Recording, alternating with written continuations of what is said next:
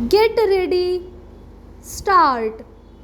महोदय, मैं उन सब बातों को दोहराना नहीं चाहता हूँ जिन पर पिछले कई दिनों से सदन में चर्चा होती आ रही है, लेकिन मैं समझता हूँ कि पृष्ठभूमि तैयार है, सारे कारण मौजूद हैं। इस प्रस्ताव को मंजूर करने के लिए चाहे गोवा का सवाल हो, पाकिस्तान का सवाल हो या चीन का सवाल हो, सारी चीज़ें मौजूद हैं जिनके आधार पर देश को तैयार करना है किसी भी खतरे का सामना करने के लिए। मैं सिर्फ एक बात कहना चाहता हूँ और वह यह है कि इस प्रस्ताव का कतई यह मंशा या अर्थ नहीं है और न ही इसका यह अर्थ किया जाना चाहिए।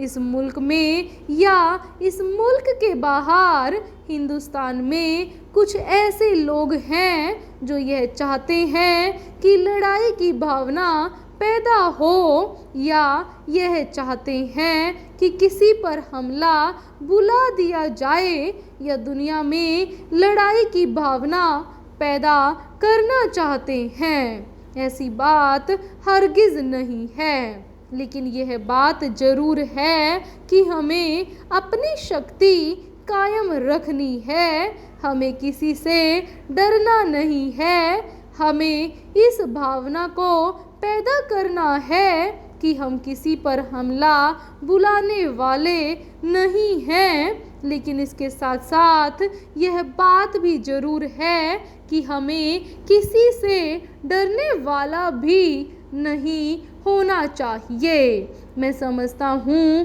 कि यदि यह प्रस्ताव स्वीकार किया जाता है अभी प्रारंभिक स्टेज पर, तो यह केवल उन विद्यार्थियों पर लागू होगा जो कि कॉलेजों और विश्वविद्यालयों में पढ़ते हैं और जिनकी उम्र 15 साल से ऊपर है, और आगे चलकर भविष्य में चलकर हमें इसको उन लोगों पर भी लागू कर देना चाहिए जिनके शरीर इस लायक हैं कि वे फौजी शिक्षा प्राप्त कर सकते हैं और उनको भी फौजी शिक्षा दी जानी चाहिए।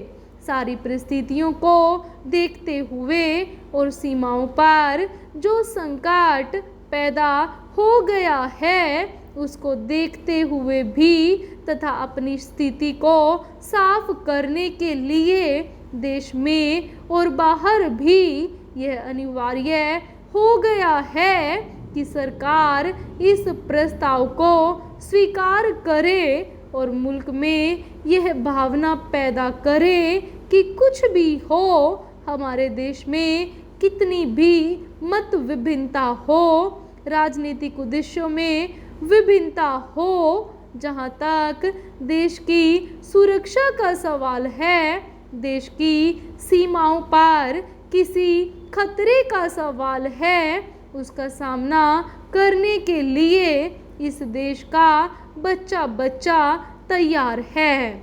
देश की रक्षा करने के लिए अपने खून की आखिरी बूंद बहाने के लिए तैयार है और तैयार रहेगा। मैं समझता हूँ कि इस तरह की भावना पैदा करने के लिए इस प्रस्ताव को सरकार की ओर से स्वीकार कर लिया जाना चाहिए। फौजी शिक्षा से एक और लाभ होगा, वे अनुशासन प्रिय बनेंगे और आप जानते हैं कि किसी भी देश के लोगों में अनुशासन कितना आवश्यक होता है।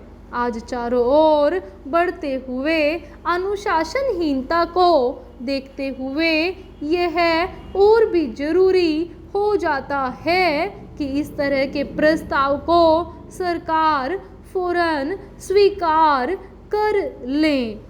पूर्ण विराम।